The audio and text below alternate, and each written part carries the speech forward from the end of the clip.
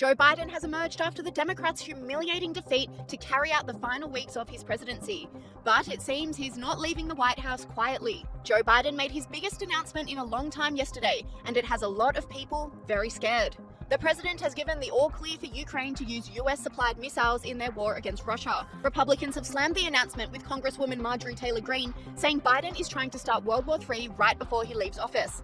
She said, on his way out of office, Joe Biden is dangerously trying to start World War III by authorizing Ukraine to use US long-range missiles into Russia. President Joe Biden reversing a long-standing U.S. policy involving the war in Ukraine. Biden now going to allow Ukrainian forces to use long-range U.S. weapons inside of Russia for the very first time. The aftermath of the latest missile attack on Ukraine, Russia's largest in months. This, the city of Sumy, near the Russian border, after a missile hit a residential area, killing 10 people and injuring many more.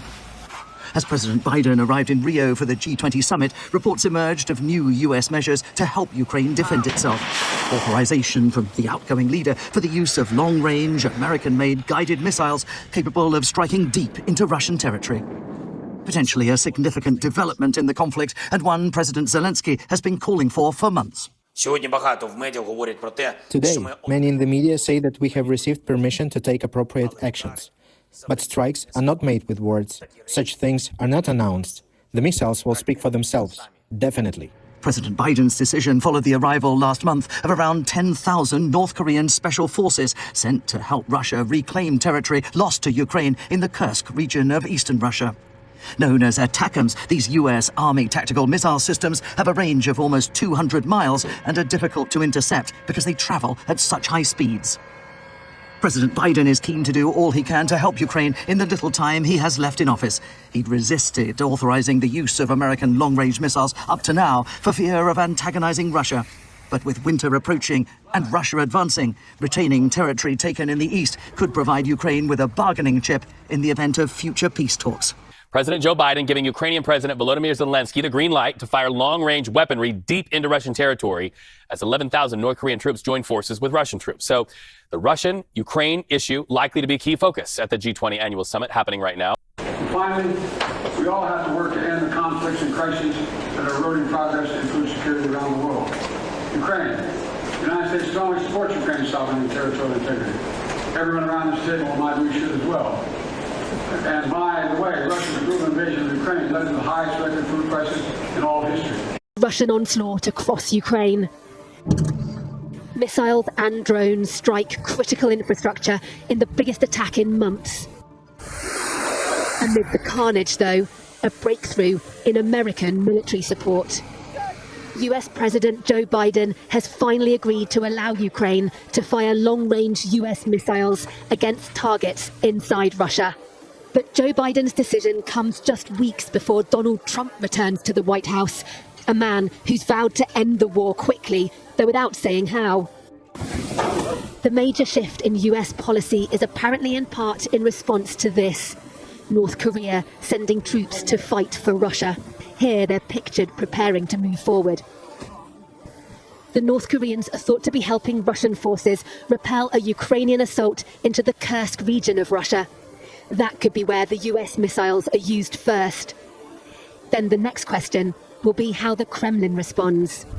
Something that will surely be discussed on the sidelines of a meeting of world leaders due to take place here in Brazil amid tight security.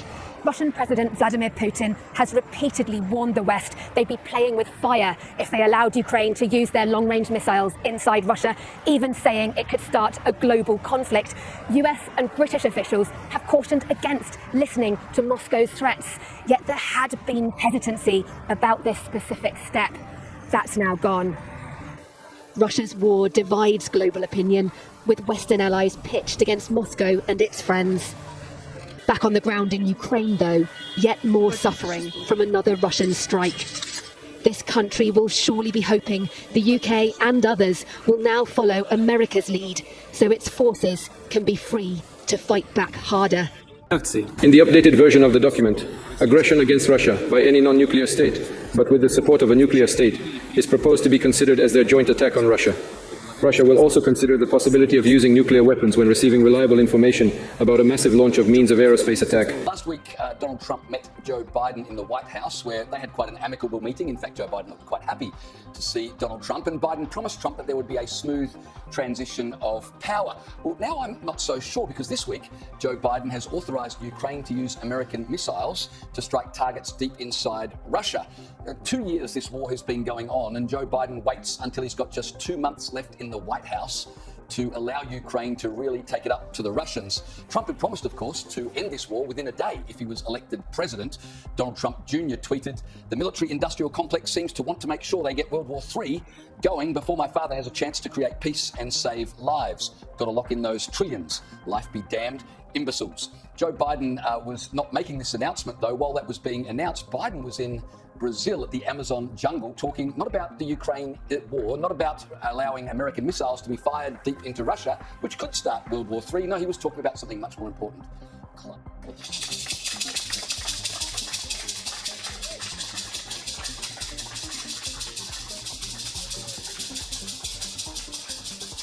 The US President Joe Biden has authorized Ukraine to use American long-range missiles to strike targets deep inside Russia. Until now, Mr. Biden has been reluctant to give permission because of concerns about the conflict escalating. Решение будет принято. Это будет означать не что иное, как прямое участие стран НАТО, Соединенных Штатов, европейских стран в войне на Украине.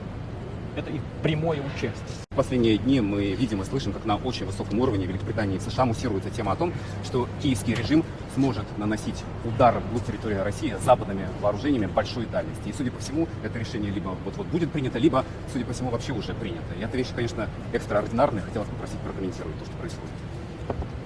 Происходит попытка подмены понятий, потому что речь не идет о разрешении или запрете киевскому режиму наносить удары по российской территории. Он и так наносит с помощью беспилотных летательных аппаратов и другими средствами. Но когда речь идет об использовании высокоточного оружия большой дальности западного производства, это совершенно другая история.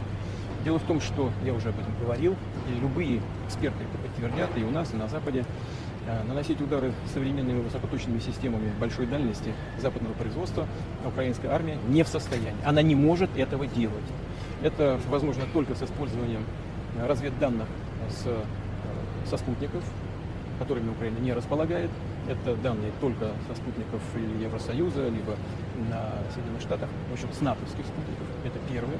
Второе, и очень важное, может быть, ключевое, заключается в том, что полетные задания в эти ракетные системы могут, по сути, вносить только военнослужащие стран НАТО. Украинские военнослужащие делать этого не могут. И поэтому речь идет не о том, чтобы разрешать украинскому режиму наносить удары по России этим оружием или не разрешать. Речь идет о том, чтобы принять решение о том, что страны НАТО напрямую участвуют в военном конфликте или нет. Если это решение будет принято, это будет означать не что иное, как прямое участие стран НАТО, Соединенных Штатов, европейских стран в войне на Украине. Это их прямое участие.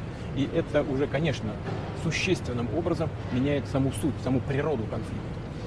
Это будет означать, что страны НАТО, США, европейские страны воюют с Россией.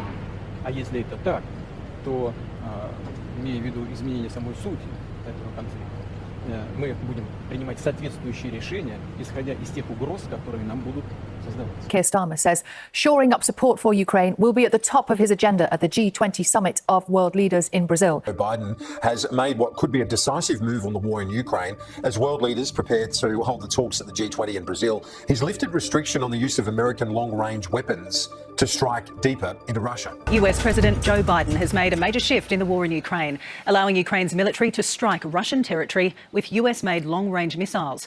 The outgoing president is yet to comment on the development, but various US media outlets were briefed by White House officials.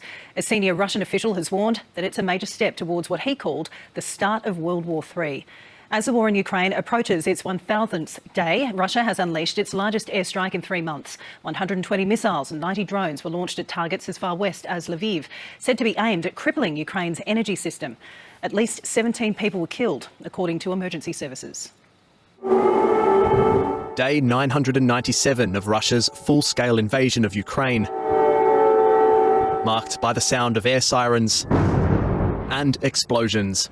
At this residential building in Kyiv, rescuers peer down gaping holes left by the remnants of this missile. In the south, extensive damage in the city of Mykolaiv, where rescue workers recover the dead and injured. In Odessa, the destruction forced people from their homes who were, like in many parts of the country, left without power or water. Emergency services say a strike on this apartment building killed at least 10 people, including 2 children. Facing the prospect of more power outages as winter approaches, Ukraine has a new weapon in its arsenal. US President Joe Biden is widely reported by US media to be lifting a long-standing restriction on Ukraine using US-made long-range missiles on Russian territory. Till now, it had limited approval to use US-made HIMARS rockets, which have a range of 80 kilometres. But with the ability to use Army tactical missile systems known as ATACMS, Ukraine can strike more than 300 kilometres into Russian territory. The change also means Ukraine can use British and French-made Storm Shadow missiles, which have a range of 250 kilometres. Analysis by the Institute for the Study of War shows at least 13 Russian air bases within the ATACMS range. It's understood they could be used within days, initially limited to Russia's Kursk region, where it's believed Russian and North Korean troops are on the verge of a major counter-offensive. No response from Vladimir Putin, although a top official in the Russian government is quoted to have said this could lead to World War III. Analysts say the policy change could allow Ukraine to carve out a stronger position ahead of any negotiations. Taisok Yuzi, SBS World News.